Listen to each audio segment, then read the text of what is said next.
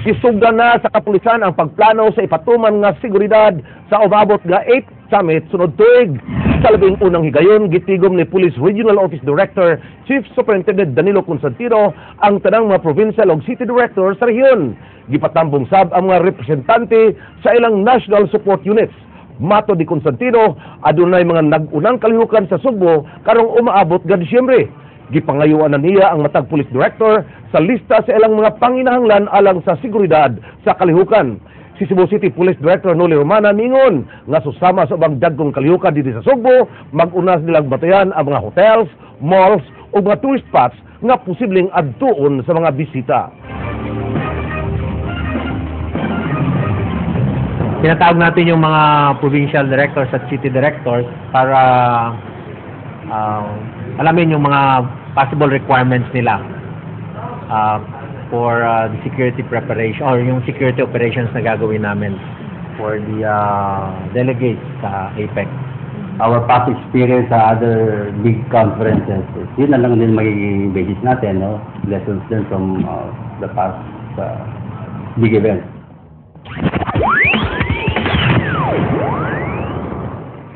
Wa matagbaw si Mayor Duke Frasco sa ilang pagpatabang kay Gobernador Junjun Davide sa nahitabo sa Silot Bay. Ang mga opisyal sa lungsod sa Liloan nangayo og suporta sa Kapitolyo sa ilang planong pagpa-review sa desisyon sa korte nga mihukom nga mga Mendoza ang tag-iya sa Silot Bay. King Perez, Sugindimi. Nibisita kaganihang buntag sa buhatan sa gobernador ang mga opisyales sa lokal nga kagamhanan sa lungsod sa Liloan nga gipanguluhan ni Mayor Duke Frasco. Buot nila nga suportahan sa Kapitolyo ang ilang lakang sa paghangyo sa Solicitor General sa pag-review sa hukom sa Korte Suprema kinsa mihukom nga mga Mendoza ang nanagiyasaw sa kabahin sa Silot Bay. Mato di Frasco, ilang hangyo ng mga Mendoza nga magahina ng mga lumulupyo og igong lugar alang sa pagpangisda kung magmalampuso ng ilang sugyot sa pag-review sa desisyon sa korte. Misugyot usab ang gobernador nga mopadayon ng lokal nga kagamhanan sa pakignegosasyon sa mga Mendoza samtang ipaabot pa ang resulta sa review. Apan human sa meeting, kini ang impresyon ni Mayor Frasco. Yeah, I was hoping for a little bit more substance, I guess, with regards to the review because I think nahibalo naman siya sa issue ani for pila na ka weeks. But kasabot sa ko sa governor kay kanang busy man sa kay atong gobernador. So may gusto dahil niya ta. Yung sa way substance, bida pang taas.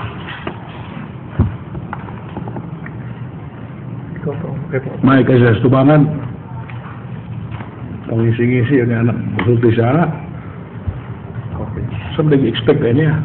Dili makasaad si Governor Davide kung unsay iyang matabang kang Frasco. Matud niya, wala pa siya kabasa sa Supreme Court ruling ug wa masayod kung nganong mihukom ang Korte Suprema nga ang mga Mendoza ang tag-iya sa Silot Bay. So, and then, that's why I've been interviewed twice. You've heard interviews ako about this. I said that I needed some documents. So, sir, look, speaking as a lawyer, magkinala I need something to read, to look at. Midugang si Governor Davide nga kaniadto pa unta kini gisulbad ni Frasco. He should have, kana problema during the time of her mother-in-law, he should have taken that up with her. What did he do? What did he do during the time of his mother-in-law? King Perez, News 5. Gisangat na to sa korte ang paghukom kung kinsa gyud ang angayan nga mulingkod isip officer in charge sa Talisay City College. Leslie Caminari-Vistil, Sugindimi. Gi-question ni Talisay City College Officer in Charge Rachel Bacaltos atubangan sa korte ang pagtudlo ni Talisay City Mayor Johnny De Los Reyes kang Dr. Paulos Cañete sa iyang posisyon nga gihuptan ang co-waranto gisangat ni Bacaltos sa RTC Civil Division. Usa ka executive order ang gipirmahan ni Mayor De Los Reyes nga nag-appoint kang Dr. Cañete nga Officer in Charge sa Talisay City College. Mayor, if you would like to replace me, we will do it in a proper way. Si Talisay City Legal Officer Attorney Alfredo Sipalay ni padayag nga mas labing maayo nga gisangat ang kaso ni Bacaltos sa korte kini aron usab masayran ang kamatuoran. We welcome that, no? Ay man ang katungod, mas maayra sa dinoon kay buhan mas stress out ni sa korte ang legality sa move ni Mayor to replace him as CCC OIC President. Ang bagong gitudlo nga OIC, Dr. Paulos Cañete ni padayag nga katungod usab ni Bacaltos ang pagpasaka og kaso.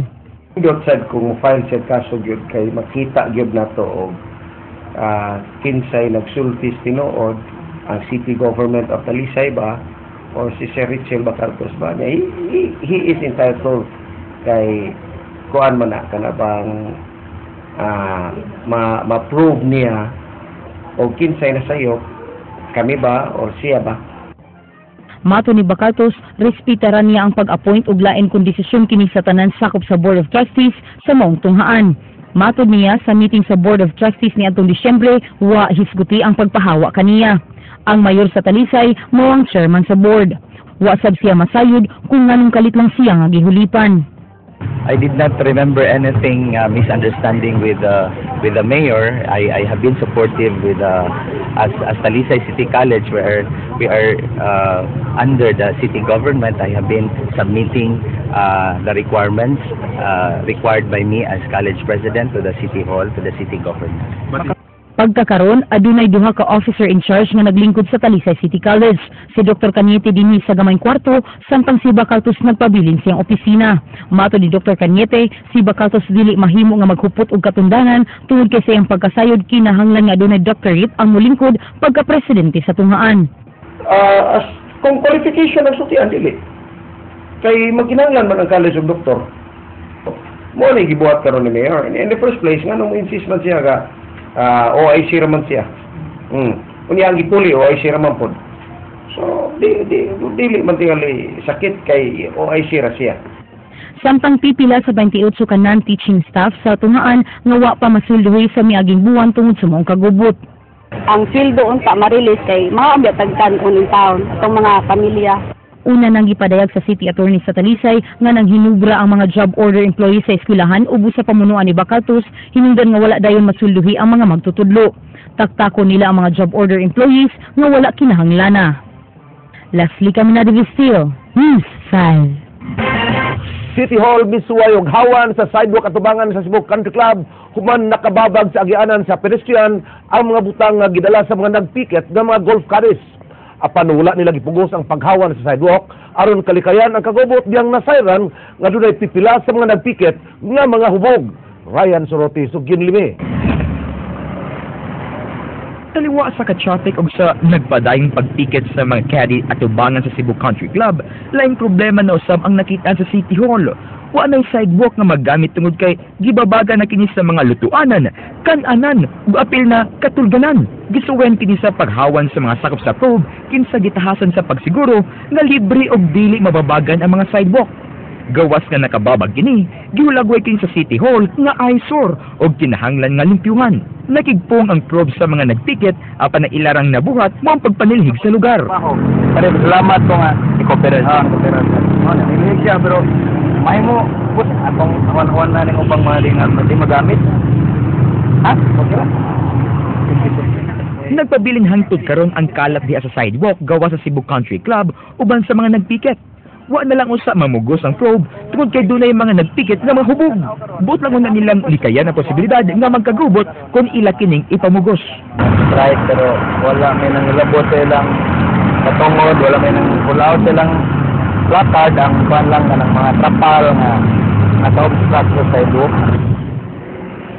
Apan andam gihapon sila nga persahon ang paghawan sa sidewalk kundi gid mamati ang mga nagpiket. Ang piket usa ka matang sa pagpadayag og protesta nga magmartsa o magbarog-barog sa usa ka lugar. Apan nahitabo sa tubang sa Country Club, dili lang mga placards ang ilang dala og naglakip na sa mga kaldero og lamesa aron dikto mapuyo og mukaon. Wan mo tubang sa mga tigbalita ang pangulo sa mga caddies alang sa pagpatim-aw sa ilang gibuhat.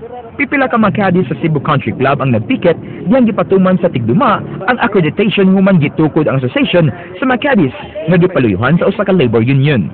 Ryan Sorote, News 5. Gipangayo og balik sa mga nagtiket na golf caddies ang ilang makabtangan nga gisakmit sa City Hall. Leslie Caminado Vistil, Sugin Libi. Gipadadan og 24-hour demand letter ang labaw sa Prevention, Restoration, Order, Beautification and Enhancement sa abogado sa mga nagpikit nga golf caddy aron ipauli niini ang nasakmit nga kabtangan sa mga nagpikit. Apan ang Pangulo sa Probe, Raquel Arce, nangusog nga lehitimo ang ilang gihimong clearing operation sa sidewalk at tubangan sa Cebu Country Club. Matod pa niya nga igo lang silang nagpatuman sa balaod. It's a legitimate operation. It's a legitimate, maski na kinsa obstructing the sidewalks, especially on areas nga clear, wala gyud na dinhay obstructions before. We have to clear the area. Lahi man ang areas nga murag na atay tolerance, kay mga yun nga ano man, we have tolerance on the areas kay diha na sila daan before us. Gipasabot niya nga wala sila manghilabot sa gimong protesta sa mga kadi. Ang ila lang nga ilang malimpyuhan ang kahugaw sa sidewalk ug dalan nga dala sa mga nagpikit. Wala, they can do the rally, they can do the kuan, pero dili on a kuan nga maka-obstruct na sila sa sidewalk. I am referring it to the city legal kung unsa nagyoy kay kung mauna nga mura ba og wa sila I don't know wa sila kasabot or nagmagahi sila pagsabot. Unya ang nakalisod ra ba kay ang moatubang namo dili for sure kung rallyista sila or support sila kay nakamaskara unya mga hubog pag yun. Hangyo ni Arce sa mga rallyista kung rally sila para sa ilahang panginabuhian. Ang ako lang po nga hangyo nga pagsabot rally mo para we're hoping nga makuha ninyo ang inyong tumong no nga kuha magbalik sa inyong panginabuhian, pero ang amo lang nga sabton lang po ninyo nga kami lang sad kami nga ni anha to clear the obstructions on sidewalks trabaho lang sad sa mong trabaho nga mausay amo ang gibuhi sa mong pamilya. Leslie Caminado Vistillo, News 5.